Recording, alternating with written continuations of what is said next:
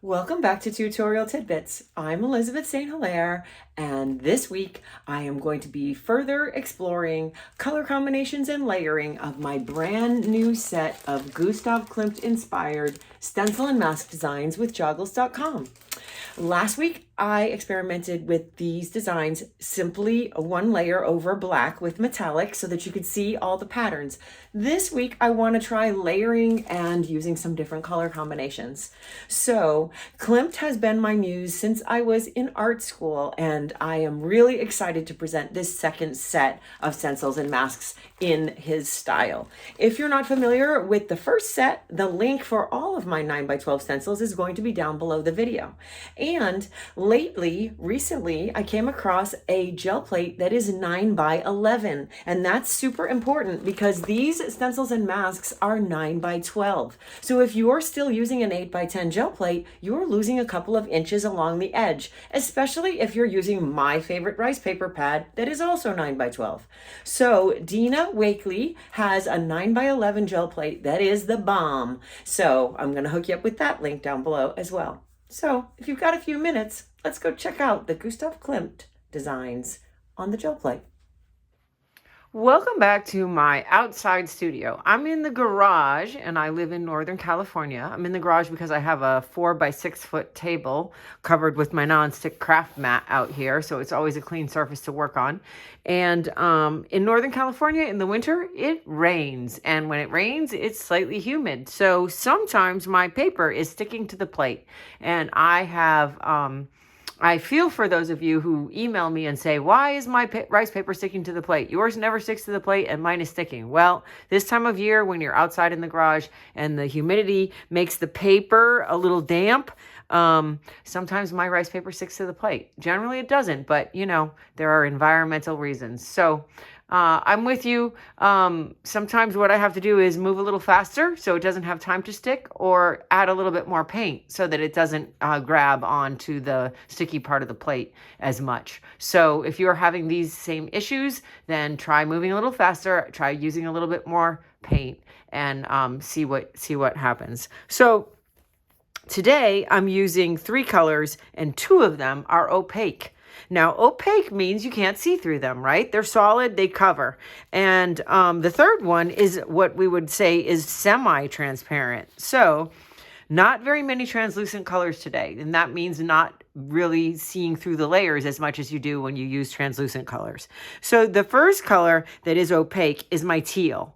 The second color that's opaque is my iridescent bronze, and my semi-transparent color is ultramarine blue.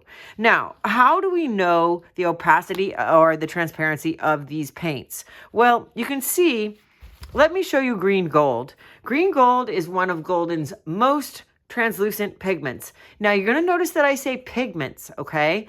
If it's green gold and it's in heavy body or high flow or fluid acrylic or whatever, it's the pigment that is translucent. It is not because it is a fluid acrylic that is translucent. It is because the green gold pigment is translucent. So if you were to get this in a heavy body tube, it would be just as translucent. Fluid acrylics just seem more translucent because we are able to apply them in such a very thin layer. And the heavy body that comes out of the tube is generally applied in a thicker layer. But if you applied that heavy body in the same layer of thinness as this, the pigment is the same. So you can see that by those black tick marks that are on the front of this label, that the paint swatch, this is an actual swipe of paint that Golden puts on the label, on the sticker. You can see that the black tick marks show up very well through green gold because it is highly translucent, translucent. So bronze, on the other hand, as well as all metallics, you don't really see those tick marks at all, because metallics are opaque. Teal, same thing. You don't see any tick marks because they're opaque. Manganese blue is very translucent. You can see those black tick marks. That is the purpose of this swipe of paint on the front of the Golden label, so that you know how translucent or opaque or semi-translucent the paint color is. Here's another metallic I have out here. This is copper. Again, opaque. Here's another semi-translucent, really more opaque, only because it's so dark. Dioxidine purple is so dark. There's no contrast to the black tick marks. Here's another opaque color, Titan Green Pale. You cannot see those tick marks at all. So you get the idea. So ultramarine blue is probably what they consider semi-translucent because you can still see the tick marks, but they're harder to see. But you can see them, whereas in teal you cannot. So that's important when you're doing layering because an opaque color is not going to allow anything that's underneath it to show through. So we have to be careful where we layer teal and bronze because they are going to block out everything underneath them. And the ultramarine blue is going to let a little bit of stuff show through. So normally I'm building layers with translucency, but today I'm using 2 opaque colors with a top layer of a semi-translucent color. So it's a little bit of a different combo. Now metallic, this is a bronze, which is a little bit on the green side. You'll notice that copper is a little bit more yellow. It's warmer, and the bronze is cooler because the bronze has green in it, and the copper is sort of an orange tone. So this is warm and this is cool. Blue is a cool color. So I want to use the bronze with the blue so that I can stay in a cool color.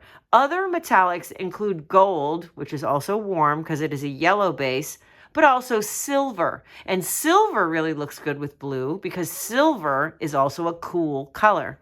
So bronze is basically, golden makes bronze basically with gold, and then they add a little bit of green. So it tints it to a cool color. So since blues are cool colors, my metallic of choice today is iridescent bronze because it is also cool, but it's a little bit warmer than using silver. I really don't use a lot of silver. I primarily use bronze, gold, and copper. And so today I'm grabbing the bronze because it's a little bit on the cool side so that it goes with my cool blues. Okay, so I've got 2 of my brand new Gustav Klimt inspired stencils and masks. These are both masks today. This one is called Looking Glass, and it is a mask. It has a free-form top, and it has kind of a border, but it's also got an interesting sort of spirals are coming out from the border around the edges to hold it together. So that's a mask with a little bit of a border.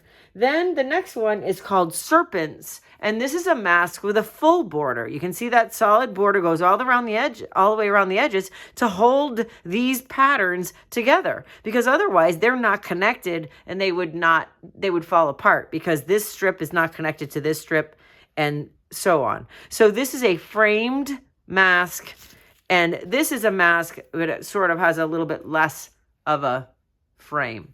Okay, so that's Serpents, and this one is Looking Glass. And these are part of my new collection. I've got 2, 4, 5, 6, 7 designs in the most recent Gustav Klimt 2 collection. I am going to link you up with the video at the end of this video that shows you last week where I did these all on black paper with copper metallic, so you could see the design. So the link to that video will be at the end. Okay, so I've got the 2. Now, in every collection, I try to make one stencil or mask that I think that I want to be a layering stencil. And typically, it's sort of geometric because everything I do is generally organic. So typically, I'll do a geometric layering stencil or mask that can be multiplied with an organic. In this collection, I am using Serpents as my layering mask. It's not geometric, but it's the one that I designed that will be great layered with the others. So I've also got my 9x12 sketch paper pad. The link for that is going to be on my Amazon shop, and that's going to be in your upper right hand corner. On my Amazon page, I have all kinds of supplies that I use for my classes, and be sure to look at the talk bubble in the upper right hand corner, because in that little talk bubble are my notes as to why I prefer that product. So this is a 9x12 rice paper. It's very durable and sturdy. It's not like a thin rice paper. This is sturdy stuff. but it's still highly absorbent. So it's going to really take the paint nicely. And because I use my gel prints in collage, my paper is my palette. I tear this stuff up and glue it down. And because this is rice paper and it's absorbent and sturdy, it glues down beautifully, perfectly flat. So I love this pad of paper. I also use found papers, deli paper, book pages, sheet music, rice paper on a roll. I use all kinds of other paper, but this pad is my go-to typically. Okay, the pad is 9 by 12. The masks and stencil designs are 9 by 12. The plate that I am using is the Dina Wakley 9 by 11 gel plate made by Ranger. It is the bomb to me, and I've only recently come across it because I was using an 8 by 10 gel plate, and I was losing out of a 9 by 12 stencil or mask. I was losing a lot of it on an 8 by 10 gel plate, and on a 9 by 12 pad of paper, I was having a lot of waste with an 8 by 10 gel plate. So I encourage you, and the link is going to be down below, for the 9 by 11 Ranger. It's still made by Gel Plate, but it's marketed by Ranger for Dina Wakley, and Dina Wakley is just brilliant to have come up with this 9 by 11 plate, knowing that all the stencils and masks and paper pads are 9 by 12. It gives you a little bit over the edges to grab onto to pull off. Okay, so the first thing we're going to do is print a solid sheet of the bronze. So we're going to take the metallic bronze and put that out onto the plate. And I am using a 6-inch brayer because my plate is 9 by 11 and I don't want to have to spend all day spreading the paint. I am using a 6-inch speedball brayer, and I'm going to spread that bronze across the plate nice and evenly with the brayer. And then I'm going to set my brayer roller side up on my desk so that it doesn't stick. Now I'm going to take my 9 by 12 sheet of paper. Oop, that's beating up a little bit because I just washed this plate. So let's smooth that out again. And print. And I'm just printing a nice light colored solid of my bronze. That's going to be my base layer.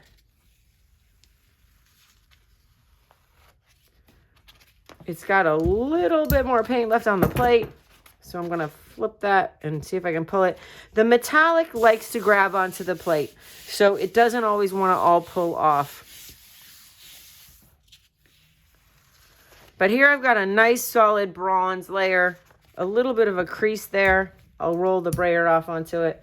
No big deal. So my bronze layer. So now I have to try to get some of this paint off. So I'll see if I can get the rice paper. That's pretty much dried on there. Now, the rice paper in the pad, the shiny side or the smooth side is facing up in the pad. That smooth side is the side that you want to press down onto the plate. The back side is a little rough, and that is more likely to stick to the plate than the smooth side. The smooth side is treated with sizing so that it's nice and smooth, and you want to put that down into the plate because the rough backside tends to want to stick, okay? So that is the beauty of the rice paper. So we're still going to get a little bit of metallic that's going to want to hang onto the plate because that's the nature of metallic paint. So the next layer is going to be with the teal. So I'm going to put the teal out, and I'm going to make sure that I take this brayer and roll it off onto a clean piece of paper off to the side to get all of that metallic bronze out of it. So now I'm going to roll out a nice thin even layer of the teal. And I am going to put the spirals into the teal and print the bronze. So that's the looking glass mask printed over a bronze solid 9 by 12 on my 9 by 11 gel plate. Now, I don't want to linger too long because that's what's been causing my paper to stick in this humidity. So look at this, beautiful. Now we have a gold spiral on teal. Klimt would be very proud. So I'm going to lift this up, and I've got a ghost print here, and I need to sort of put that off onto another piece of paper so I can use it for something else. Here's a solid that I had off to the side. I'll transfer the ghost print onto that. This is an 8.5 by 11 sheet. You can see I've got excess hanging over the edges, but I just want to get the ghost print off of the plate, and look at how beautiful the ghost print is transferred onto that nice navy blue. So beautiful. So now the next thing that I'm going to do is multiply Serpent's framed mask over the spirals. So the next layer is going to be the ultramarine blue. So I'm going to put out a little bit of the ultramarine blue, and I need to get the teal out of this brayer. So let's roll that off onto a clean sheet of paper. And now we get the nice, it's going to get a little teal mixed in with it, with the teal that's still on the plate. So cleaning the brayer is important so it doesn't get to be too light from the teal. We want contrast. So we want this blue to be darker than the teal blue. We want contrast. So we're going to take the Serpent's framed mask and we're going to put it into that ultramarine blue, and we're going to take our gold spirals from the looking glass mask and we're going to put that right over and press. Now the Serpent's mask has a lot of little tiny circular holes that look like bubbles, and so before you dismount the paper you want to pull back and make sure you get good definition in those bubble holes. So if you see any paint left on the plate or your bubbles aren't really good, you want to come here and before you dismount the paper you want to have a look and make sure you're getting all the paint out of that. So now we've got this beautiful spirals of teal and bronze in the background and this nice swooping pattern of the serpents on the top layer. So you've got a beautiful layered effect with the serpents and the looking glass masks using 2 opaque colors and 1 semi-transparent. So isn't that beautiful? The layering options are amazing. We also grabbed this sheet off to the side and we're able to do that. And there's still a ghost print under here, and I need to transfer that to something else that's prepared. And what do I have prepared? Nothing. So I'm just going to transfer it now to another sheet of rice paper, and it will be a base for something else. So again, my 9 by 12 rice paper fills the entire 9 by 11 plate, and I'll pull this ghost print. It dried while we were talking, but it's still on the plate, but that's going to give me a base for another layer. So this is lovely, but here's your layering. Beautiful layering with the bronze and the teal and the ultramarine blue and the serpents and the looking glass masks from my new collection of Gustav Klimt stencil and mask designs. So I hope that you will experiment with layering. The key is layering and understanding transparent, semi-transparent, and opaque colors. So stay tuned to my channel for more tutorial tidbits with regards to gel printing. Please consider subscribing so you don't miss anything, and that's also beneficial to me, and that link is down below. Happy Friday, and thank you for being here, and happy almost New Year 2022.